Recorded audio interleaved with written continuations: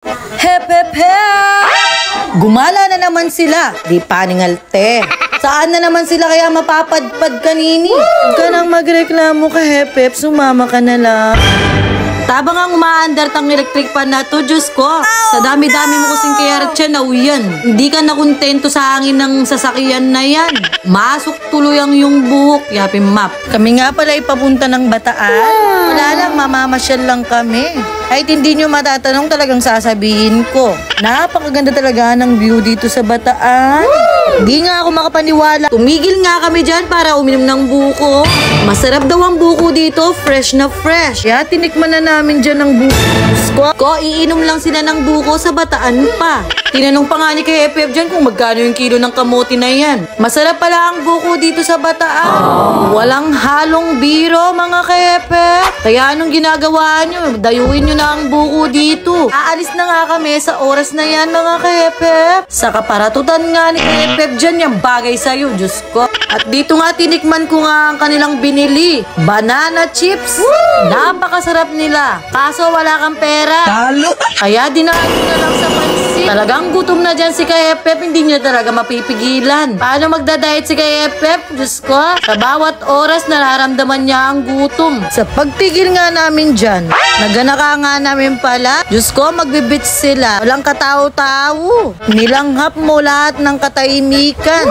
Ang simoy ng hangin. Dito mo mararamdaman ang preskong katahimikan. At sa pangalawa na nga naming destinasyon dyan, mga Kay-FF, na nga ba namin makikita talaga ang beach? At nakikita ko na nga ang buhangin dyan. Ayan na nga, mga Kay-FF.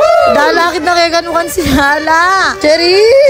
Finally, nandito na nga kami. Talagang makakaligo na sila. Bago nga ang sabla dyan. Siyempre, napakalayo nga namin ang aming biyahe. Malamang kakain muna kami, mga Kay-FF. Kinuhanan ko nga dyan ang view. Sulit na sulit. Sobrang layo. Susulitin talaga ni Kay-FF dyan. Hindi ako nagbibiro. Hindi mo na yata sila maaawat dyan. Isa-isa nga na sila nung pumunta dyan sa dagat na yan. Di na nila naramdaman ng sobrang init. Talagang nagsitalunan na sila dyan. At habang ang pinakukulimlim ko na nga dyan ang init na yan. Sa tagal-tagal mong hindi lumalabas ang bahay, ayan, mag-beach pa more. Sulitin mo na Kay-FF. Dahil isang best lang mangyayari sa buhay mo yan.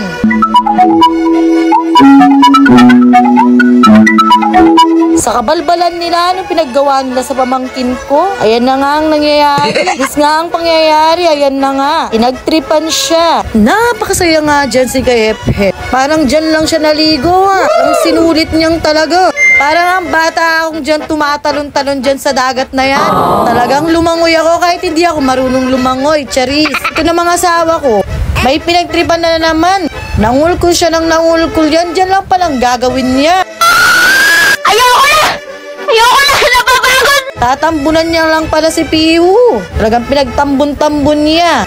Talagang nagsili para ng mga buhok namin dyan sa sobrang hangin at pagaspas ng tubig dyan. Talagang nakaka-relax. Napakasaya nga dyan ng aking kapatid. Talagang binanding niya kami. Di mo talaga matutumbasan kapag ang pamilya mo ang iyong kasama. Ito nga ang sinasabi nila. Hindi mo mabibili ang pagmamahal. At ay ang tunay. Yan ang tunay na pagmamahal sa pamilya.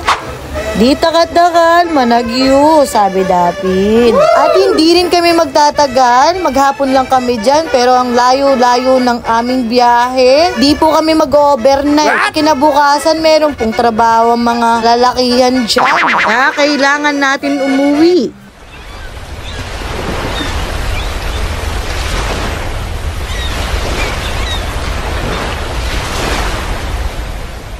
Three hours later. At nakuha nga namin naligaw dyan, pauwi na lang kami. Oh no! 12 o'clock midnight. At pag-apak nga namin dito sa Apagi, dito kami dumaretsyo. Dahil nga gutom sila at pagod. Sabay-sabay nga sila nag-request dyan. Kakain daw muna kami bago kami matulog. Good night!